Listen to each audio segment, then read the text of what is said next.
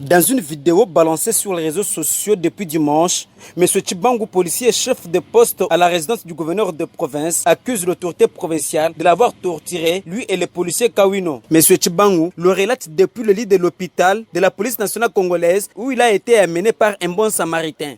Chef de poste et pas gouverneur de province.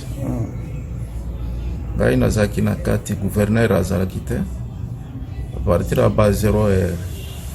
Etomoni ngana lokolo nazaki na kati topsi aza lokola a delta azaki libana nayoki mwa makele libana ba policier tozaki na bango babini ayeko bengisa ba rapprocher naye abengisi Kawino zuwa cordeleto oyo euti epagise betai nayo kaka mungona e betai 60 cordeleto Kawino ameka ko beta ngai boy o yo zo beta makasi te yo lala penasi alali sipe Kawilo nase abeti pe Kawilo soki 4.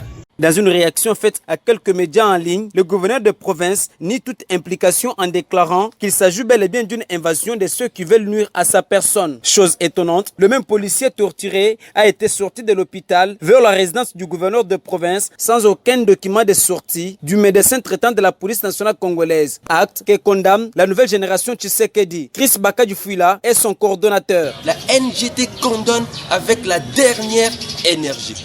Nous exigeons que la justice soit faite sur ces dossiers.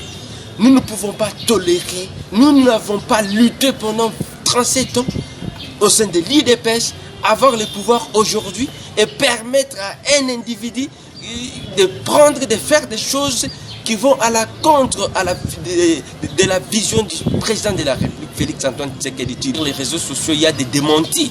Il y a ceux-là qui disent que les policiers sont en train de démentir. Non, sur les faits comme ça ne va pas coller. Nous ne sommes pas sous le régime passé. C'est avec Fachi.